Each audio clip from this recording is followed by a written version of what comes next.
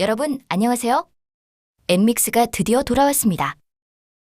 아직 전부 공개된 건 아니지만 벌써 재밌는 이야기들이 오가는 것 같은데요. 오늘 저는 크레센도 뮤비를 제 시선에서 해설해보고자 합니다. 제가 읽은 뮤비는 버려진 땅을 생명의 땅으로 바꿈과 동시에 지우를 구출하는 내용입니다. 거두절미하고 바로 들어가겠습니다.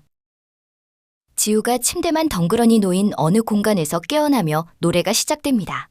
검은색 침대 위, 흰색 실이 잔뜩 널브러져 있습니다. 저는 이것을 균사체를 표현한 것으로 읽었습니다. 균사체 버섯과 같은 균류는 생태계에서 분해자의 역할입니다. 죽어있는 땅에서 처음으로 활동하는 것이 바로 이 균류입니다. 균류는 죽은 나무와 같은 사체를 분해하며 생명체가 살아갈 배경을 만듭니다. 즉, 이 검은색 침대는 죽어있는 공간입니다. 이 침대 위에서 지우는 잠들어 있습니다. 이전까지의 여정을 고려하면 지우는 이곳에서 블루 발렌타인의 리와인드를 해왔던 것입니다. 블루 발렌타인 잔디신에서 릴리, 베이, 규지는 블루 발렌타인 세계에 완전히 동화되었다고 했었죠. 이 지하 공간에 셋이 지우를 바라보며 갇혀있는 모습입니다. 소통가인 릴리는 지상으로 소통을 시도합니다. 지상에 있던 서륜이 릴리의 소통 시도에 지하로 신호를 보냅니다. 지상의 지우가 물속에 빠지면서 생긴 파동이 릴리에게 도달합니다.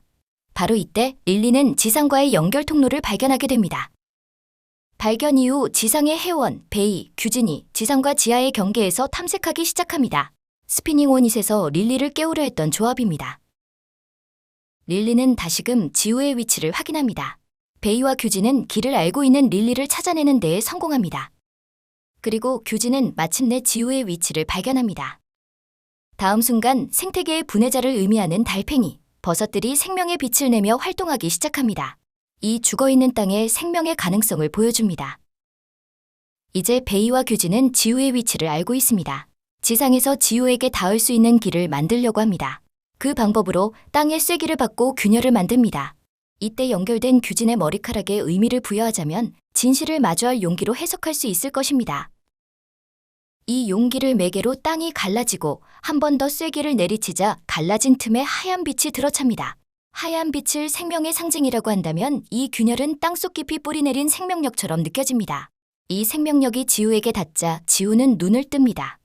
지우의 공간에 하얀 빛이 새어들어옵니다. 마침내 서륜도 지우에게 닿아 지우의 호흡기를 뗍니다. 이 지점은 다소 애매하지만 가운데 하얀 빛을 매개로 생명을 나누는 모습처럼 보입니다. 지상에서 불어오는 따뜻한 공기에 추웠던 유리가 결로합니다.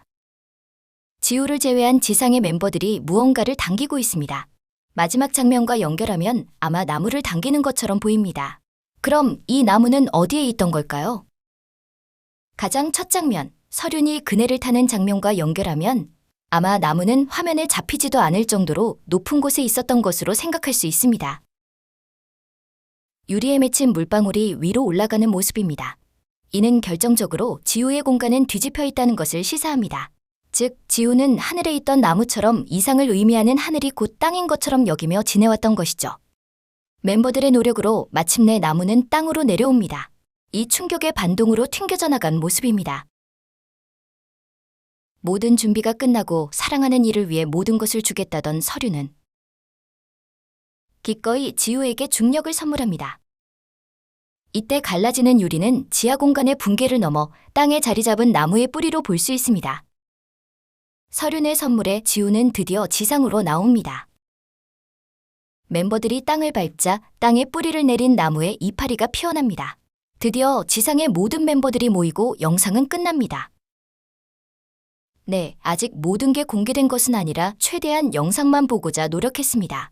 재미있는 이야기가 되었길 바라며 여러분의 생각을 넓힐 수 있는 영상이 되었길 바랍니다. 다음에 또 흥미로운 이야기가 생기면 찾아뵙겠습니다. 감사합니다.